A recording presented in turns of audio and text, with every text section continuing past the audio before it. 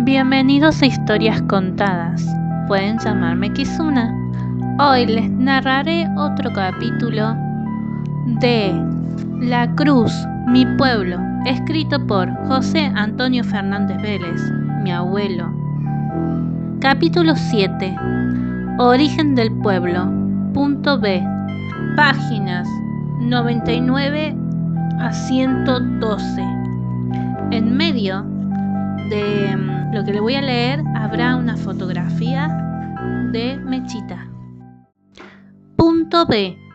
Origen de la creación o formación del pueblo. Todos los centros poblados, ciudades, pueblos, villas, etc., deben el motivo de su creación o fundación razonablemente a circunstancias, motivaciones, hechos o voluntades expresadas. Y de ahí la razón de su nombre, es bien conocido. Cuando aún mi humilde pueblo no existía, dice mi abuelo, ya estaba destinado a llevar el nombre de la Cruz, aunque parezca una ironía. Veamos por qué. Lo que sucedió, siguiendo celosamente la versión de las personas que he reseñado como fuentes de información, efectivamente, en la segunda mitad del siglo XVIII, un habitante de la zona, ya conocida como Río de la Cruz, en ocasión de juntar leña en las riberas del río, encontró la imagen de una virgen. Era de la Virgen de la Merced, que se hallaba en un noque, cubierto por la basura que arrastraba las crecientes, contra el tronco de un sauce. Don Marcelo, que así se llamaba este señor, con inmenso regocijo la condujo hasta su ranchito, algo distante del río, poniéndose de inmediato en la tarea de entrevistar al lugareño más próximo para confiarle su novedad. Cuando llegaron al rancho de Marcelo, la imagen había desaparecido, se dice. Al parecer, con ánimo de descartar una broma de mal gusto, Marcelo se hizo acompañar con su conocido hasta el tronco mismo del sauce para mostrarle el hueco donde había estado el noque, y allí, con gran sorpresa, habrían encontrado nuevamente a la imagen en el mismo sitio. Entonces, ambos la habrían trasladado con cierta urgencia a caballo hasta San Ignacio de Calamuchita para consultar o asesorarse con los padres jesuitas que se afincaban allí. Les habrían aconsejado ubicarla cerca del sitio en que fue encontrado, un lugar alto, a cubierto de las crecientes, porque, de ser así, resultaba evidente que llegaba para ser la patrona de esa zona. Fue así como en la parte más alta de la ribera, acordémonos donde cruzó el río entonces, esos dos señores le hicieron una pequeña ermita con los únicos elementos posibles en esa época, en ese lugar. 4 horcones de madera dura con horquetas cruzados con troncos horizontales, paja, barro y piedras. Mientras permaneció allí muchísimos años, fueron los arrieros especialmente los que le tiraban paja que apretaban con piedras para cubrirla del sol y la lluvia. Cuando ocasionalmente llegaban al río, quizás para dedicarle una oración o bien pedirle que los amparara en su faena tan dura. Posteriormente, por iniciativa y obra de los propios padres jesuitas, que por cierto conocían bien su presencia, se le construyó un santuario o capilla, algo más retirado del río, frente mismo al actual edificio policial donde hoy es calle Hormigonada. Sus dimensiones fueron de 3x3, más o menos, paredes de adobe crudo, techo tradicional de paja y barro, con caída lateral al sur, puerta al este y ventana al norte. Allí los religiosos nombrados comenzaron a celebrar misas de tanto en tanto, cuanto en sus misiones cristianas llegaban al lugar. La Virgen de la Merced, a través de esta imagen que nos ocupa, había adquirido ya rango de verdadera patrona y además podía recibir no tan salvajemente a quienes la visitaban, quebrando así su silencio, su cruel soledad. Así fue como, luego de prolongado periodo no menor de 30 años, cuando la concurrencia de los fieles a las manifestaciones cristianas se habría considerado regular, los padres jesuitas iniciaron la celebración de la festividad de la Virgen de la Merced, patrona del lugar, en el mes de septiembre de cada año, lo que felizmente se prolonga hasta nuestros días. Este hecho, desde luego eminentemente cristiano, fue suficiente motivo, al parecer, para que desde distintos rumbos y distancias comenzaran a llegar personas, familias, que deseaban disfrutar de esos actos piadosos. Cada familia fue haciendo en forma paulatina su propio rancho con horcones, paja y barro, que fueron ubicando en lo que alcanzó a ser una hilera informe que, en sentido diagonal, atravesaba todo lo que es la plaza actual, uno pegado al otro, salvo cuando había un árbol grande que dejaban de exprofeso para sombra. Colocar los enseres y aperos especialmente. A medida que iban llegando, se iba ampliando la picada en el monte, retirando churquis, espinillos y chañares, que era lo que más abundaba ahí, en ese sector. Al cabo de 5 años, esa hilera de ranchitos miserables llegaba a un número superior a 20, hasta el medio del patio del inmueble que fue de Luis Morazzoni, hoy Rossi y Peralta.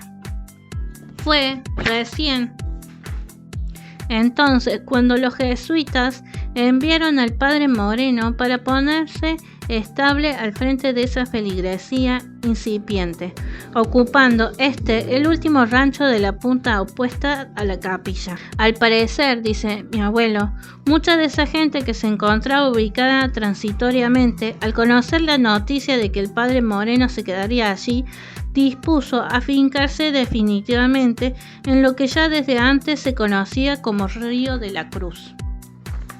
Para ello fueron ganando lugar en desmontes para pequeños sembradíos de maíz y zapallo, haciendo cercos de ramas para sus animales, cabras, ovejas, vacas, mulas, caballos, etc. Simultáneamente habría comenzado un incipiente comercio de artículos como carne, pan casero, tortas, quesillos, pelones, pasas de higo, tejidos de lana, elementos de cuero crudo, etc. Todo esto habría ocurrido en el año 1850, es decir, primer asentamiento humano real, definitivo como primeros pobladores. Entre todos los parroquianos, hicieron un pozo de balde cerca del rancho del cura como una contribución a su presencia. De ahí se proveían todos de agua que levantaban con un bolsón de cuero crudo. Las mujeres lavaban en el río que corría a 100 metros de distancia. Naturalmente, aquella hilera de humildes ranchitos, o más propiamente dicho, chozas, con gran semejanza a toldería, levantadas junto a la capilla con la única finalidad de tener un techo, un reparo transitorio para esos días de cristiandad, fueron abandonados y comenzaron a construirse nuevas viviendas. Por supuesto, estas no dejaban de ser muy simples, humildes, pero ya con paredes de adobe crudo por lo general y obedeciendo ya a instrucciones precisas superiores respecto de los puntos cardinales sobre líneas y calles proyectadas con intervención del gobierno provincial. Esta delineación estatal habría tenido lugar muchos años después de existir un plantel considerable de viviendas, que eran de 2 habitaciones, techo de paja, 2 aguas, puerta y ventana de madera de álamo, y se ubicaban en un radio o diámetro no mayor a 200 metros. De algunos ranchos cruzados sobre las líneas de calles debieron desplazarse, otros en cambio quedaron metidos en medio de las manzanas mirando para cualquier parte. Recuerdo yo, dice mi abuelo, el rancho de Ramón Heredia, esposo de Virginia, cruzando en el fondo del inmueble que hoy pertenece a la municipalidad. Asimismo, recuerdo las taperas que fueron de la familia Tejerina, en medio del cerco, al lado de la canchita, lejos de las calles, como para olvidarlo. o aquel otro con frente rosado que pertenecía a la familia Zavala y que en los últimos 20 años ocupara Ángel Ramírez, frente al negocio de Bello. Siempre fue notable el interés del criollo de esos días en lograr un árbol grande para su patio que cercaba con ramas, es decir, él llevaba su vivienda hacia la proximidad del árbol, como quien busca acercarse al amigo ideal. Debido a ello, precisamente existieron varias con distintas orientaciones sin ninguna simetría, lejos del urbanismo. Retengo yo en mis pupilas la estampa clásica de aquel ranchito semicubierto por el algarrobo grande, con patio barrido con escoba de matapulgas y tarritos con geranios floridos formando caminitos, con la jaula de la lorita al lado de la ventanita verde y un mortero esperando que terminara el mate para entrar en acción.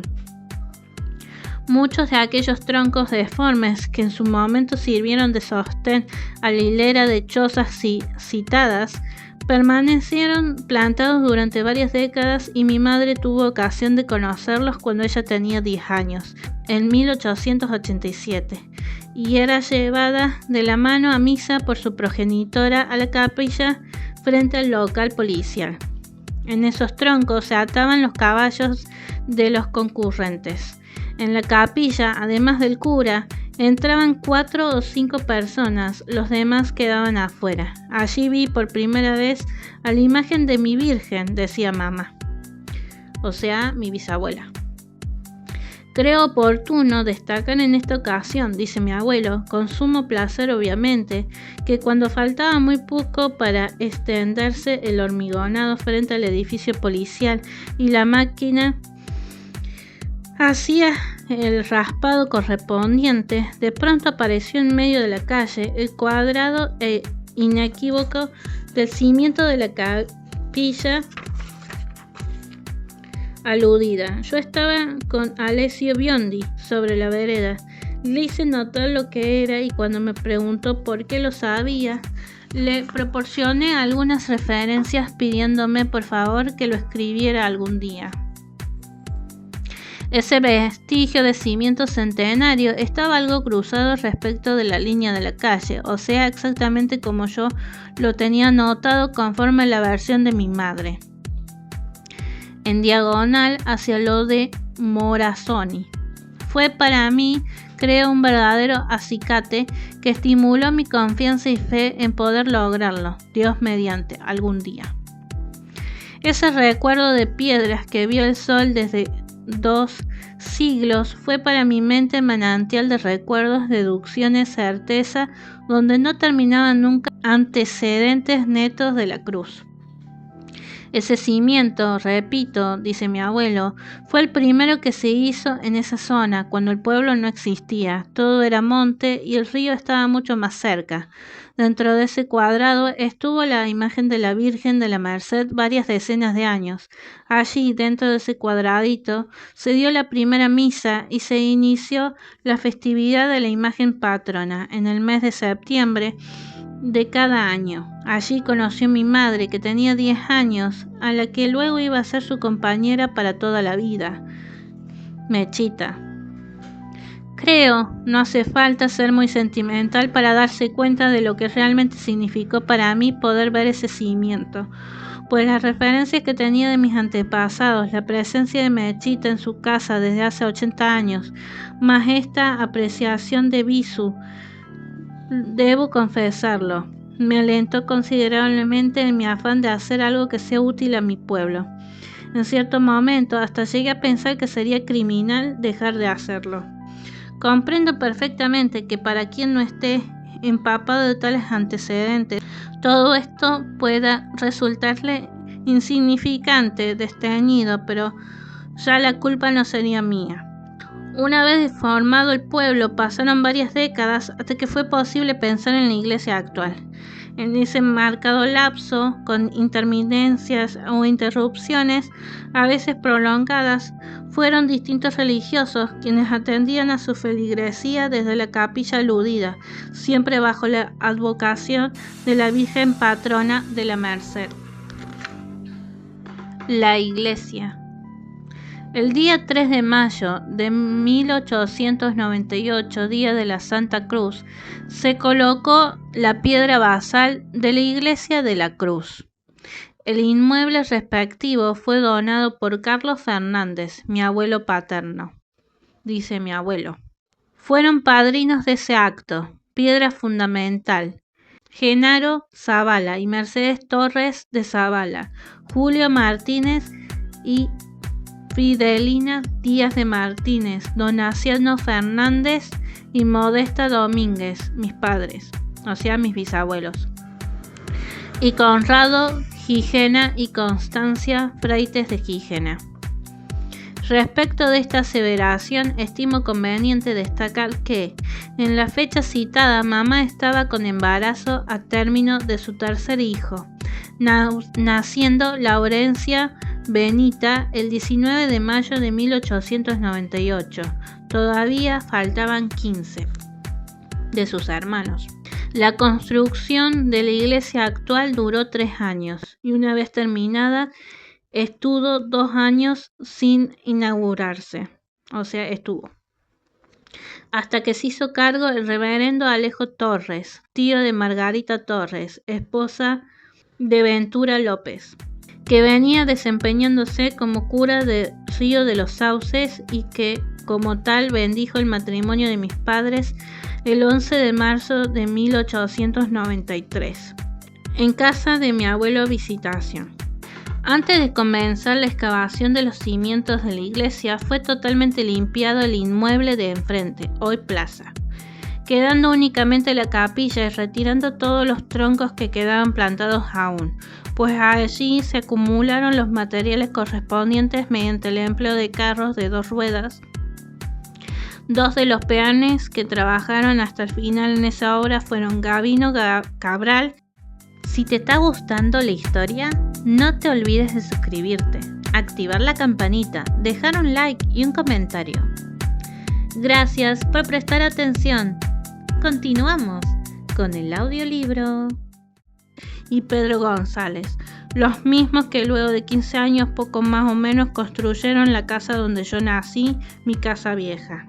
Durante una ausencia prolongada del reverendo Alejo Torres, se hizo cargo de la parroquia algún tiempo el padre Francisco Magnone. Sucedió entonces que una mañana, al tiempo de montar su caballo para dirigirse a Luti a celebrar su función, el cura Magnone le dijo a su sacristán Andrés Salgado que durante su ausencia se encargara de quemar, incinerar todas las imágenes y láminas viejas de santos para reponerlos por nuevos, acorde con la fisonomía del sagrado recinto. Al parecer, esta disposición, que mucho tiene de lógica aceptable, estaba a punto de cumplimentarse porque todo había sido conducido a las proximidades de la fosa preparada al efecto. El sacristán Salgado, a ver en esos trastos a la imagen de la Virgen creadora del pueblo, le dijo al padre: ¿a esta? No, señor, porque es nuestra patroncita. El padre le respondió que la Virgen era una sola, que no era correcto que anduviera rodando y que se traería una imagen nueva. De nada valieron las explicaciones que el sacristán ensayó para salvarla, pues él conocía realmente su origen, lo que significaba ese pequeño bultito. En cambio, el reverendo, al parecer, lo habría ignorado por completo, aunque teóricamente se descuenta supiera mucho de la Virgen. La imagen fue arrojada finalmente al foso. Andrés Salgado simuló buscar fósforos y el cura partió hacia la sierra. De inmediato, el sacristán corrió por los fondos de la casa parroquial, que se ubicaba exactamente donde está hoy el supermercado San Juan de los Hermanos, Jalil, y llamó a mi madre, que tenía su hogar en la casa que después iba a ser propiedad de Julio R. Heredia, con fondos colindantes. Ni lerda ni perezosa, mi madre, al recibir la noticia, dejó a Laura, que tenía en brazos, saltó al foso y salió corriendo con la imagen hasta su casa. Ahora bien, Al tratar de arreglarla, acomodarla, advirtió que tenía todos los dedos de las manos rotos, seguramente por el impacto al caer. Salgado quemó todo lo demás, pero cuando el padre Magnone se enteró de lo ocurrido por comentarios de vecinos que festejaban la salvación, fue duramente reprendido. Desde esa época, aproximadamente 80 años, la imagen de la Virgen de la Merced quedó hasta hoy en mi casa vieja. Dice mi abuelo. Más adelante haré la aclaración que se impone a raíz del monumento a la cruz. Mechita, con respeto y cariño, se la llamó siempre.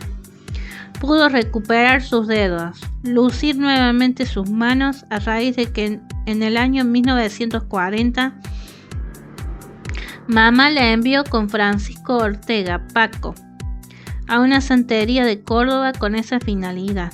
A eso se debe la diferencia en color y tal vez en material que existe con su rostro pálido agrieteado por siglos. Ramiro Núñez, carpintero oriundo de Cataluña, España, fue quien le hizo y obsequió al nicho donde siempre se guardó como una reliquia.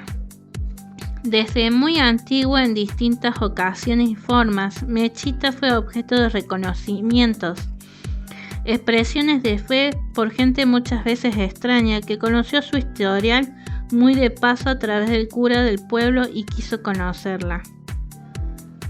Mi madre fue capaz de cometer la hazaña de salvarla, arriesgándose a contradecir al cura, que en ese momento era mucho de decir, en esa época sobre todo.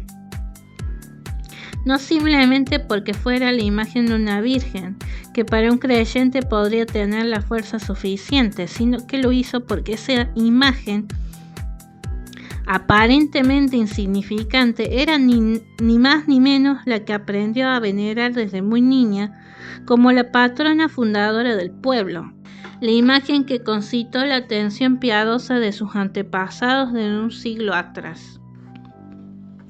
Creyó mamá que esa imagen, azotada por 1000 vientos y soles despiadados, se había ganado el derecho a gozar de un refugio más digno. Y bueno, ¡qué ironía!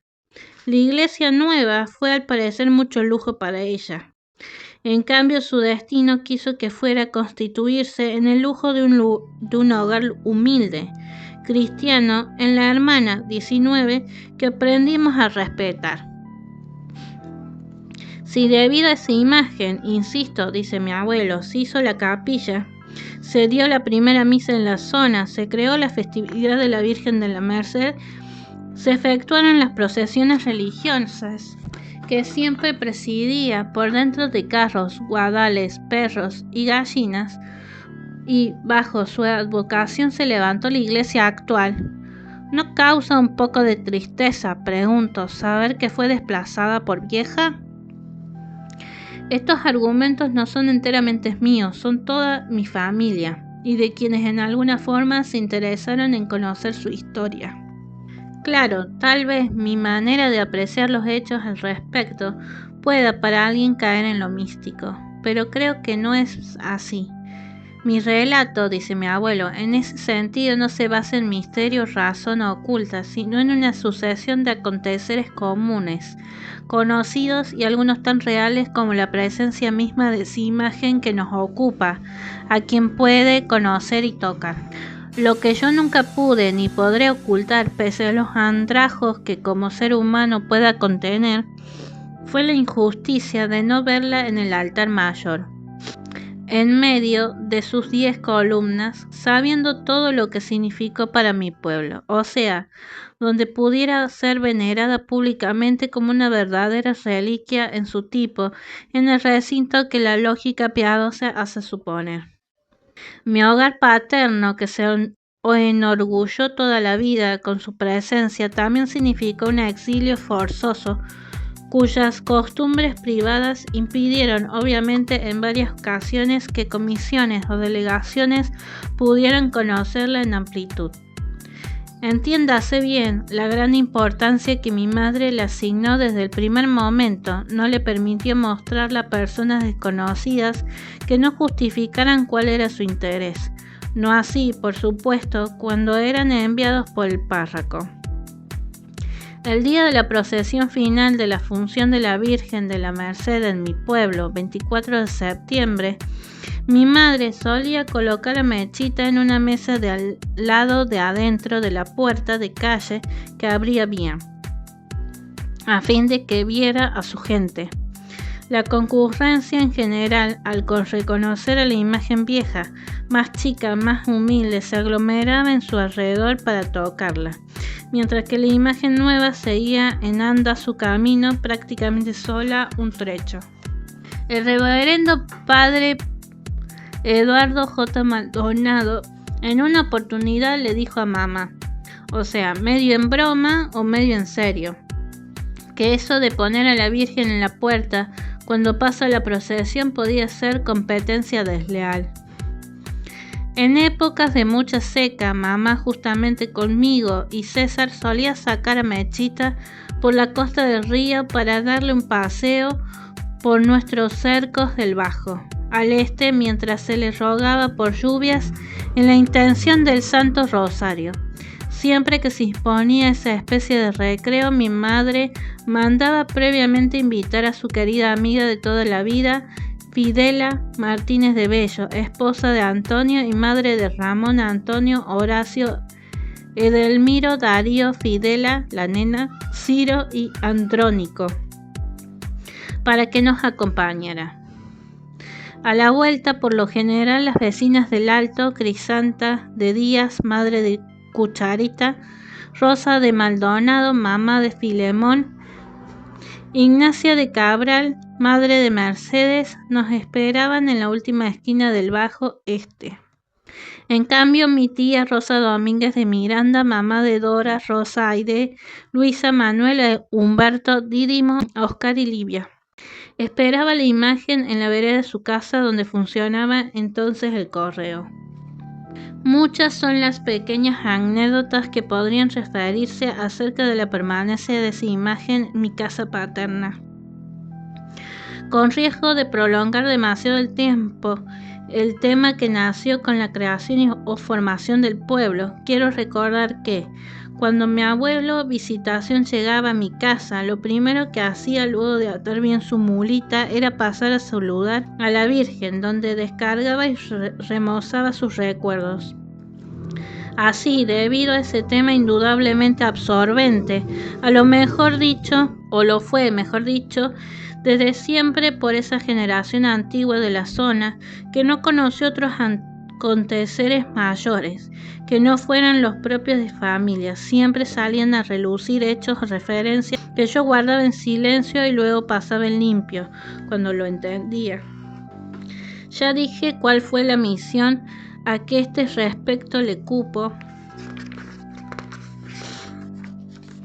al sacristán Andrés Salgado, para los hijos menores sobre todo, por no haberlo conocido. Fue un poco el protagonista de una leyenda, muy a tono desde luego con toda la temática de este libro. Si no estoy equivocado, un personaje muy humilde, cumplido, gran trabajador que mamá evocaba siempre con evidente ternura. Todo lo que pudiera decirse de él, en mi casa al menos, dice mi abuelo, se robustecía con solo llevar la mirada hacia nuestra Mechita muy sana y salva. Hacía muchísimos años que en mi familia no se conocía nada acerca de él, si vivía o no. Una tarde de verano, a la entrada del sol, en el portón de mi casa paterna, un anciano que usaba gafas negras con bastón, camisa blanca y pantalón gris, con tiradores anchos, llamó a las manos. «Soy Andrés Salgado», dijo. «Me han dicho que doña Modesta anda por estos pagos, quisiera saludarla». Efectivamente, mamá, que ya vivía en Córdoba desde hacía varios años, se hallaba pasando unos días en su casa vieja.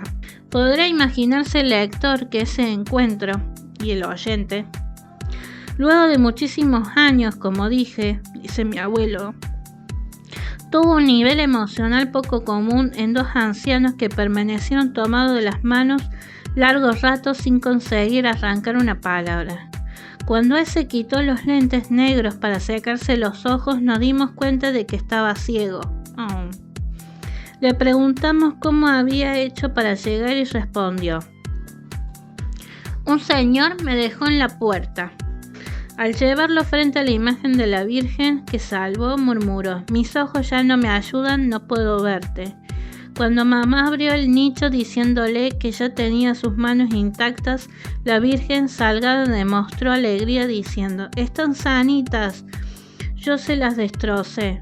No sé si valen o no valen para el lector y el oyente estas acotaciones, pero le aseguro que conociéndolas tan de cerca es muy difícil eludirlas, porque prometí decir todo lo que supiera, hasta los últimos detalles, dice mi abuelo. Lo consigno como una cosita más de mi pueblo. Poco tiempo después de aquel encuentro nos enteramos de que Andrés Salgado había fallecido. Estas y otras muchas circunstancias que sería largo de enumerar se generaron indudablemente debido a la formación del pueblo, donde la presencia de la imagen de la Virgen fue base fundamental única. Es verdad que desde el primer momento existió un nexo humano importantísimo, que fue participación activa, sacrificada, cristiana de los padres jesuitas, que hay que reconocer, agradecer, estimo en toda su proyección. Como se ha visto, en la creación o formación del pueblo de la Cruz no existió en principio un plan, un proyecto, planos, ventas, convenios ni nada que en alguna forma hiciera presumir ni siquiera la intención de fundar un pueblo. Según mis antepasados, dice mi abuelo, todo se debió a un conjunto de voluntades que, guiadas por un llamado espiritual, dispusieron en primera instancia acomodarse, apretarse cerca de la capilla para disfrutar el regocijo de su fe. Nadie se instaló allí originalmente, por ejemplo, por presencia o promesa de ferrocarril, obrajes, canteras, explotación minera o algo, en suma, que justificara materialmente siquiera en forma mediante la necesidad de esa ubicación. Nada, lisa y llanamente, se quedaron definitivamente como si hubiese existido una atracción especial. Naturalmente, de ninguna manera debe descartarse, pienso, dice mi abuelo, todo lo que la zona en sí les ofreció a esos primeros pobladores, principalmente su clima ideal, tierra apta, laborable, agua excelente, abundante leña, buena forestación, posibilidad de crianza de animales, proximidad al río, factores estos siempre codiciados, preferidos de todo asentamiento humano. A paso tardo, cansinamente, diría yo, dice mi abuelo, la Cruz fue cumpliendo sus modestas etapas de evolución natural, mucho más lentas, no cabe duda, que las de otros pueblos que contaron con medios de vida propios, labores remunerativas, industrias, ferrocarril, con distintas posibilidades de progreso. Lógicamente, todos los pueblos grandes o pequeños surgieron de la nada, pero estimo, siempre fue el impulso humano el que dirigió su razón de ser y sus posteriores consecuencias. En el caso de la Cruz, sostengo, dice mi abuelo, se debió mucho al factor suerte y quizás a un designio especial. Suerte porque proviene del hallazgo de la imagen de una virgen en épocas remotas, y designio especial, digo, porque me dio la consulta atinada, justa, podría decirse, a los padres jesuitas que se afincaban al norte del Río Grande, en San Ignacio de Calamuchita, quienes sugirieron o aconsejaron ubicarla en la Ribera Alta como patrona de esa zona, para luego ellos mismos llevarla a la capilla que construyeron frente al local policial actual, y que en adelante constituyó un verdadero hito de fe en ese paraje desértico. Algo muy distinto, naturalmente, a aquellas localidades, villas, pueblos que nacen impulsados por un proyecto, programa o planificación comercial. De no haber mediado aquella consulta y la participación cristiana de los jesuitas, cabe preguntarse, ¿qué hubiera sido del pueblo? Esta es, pues, la versión o tradición oral que conocí acerca de la formación o creación del pueblo de la Cruz, y la participación que en ella le ocupo a nuestra imagen de la Virgen de la Merced. hasta aquí llegamos con el capítulo 7. Próximo capítulo, sábado 27 de septiembre. Nos vemos en Kizuna, historias contadas.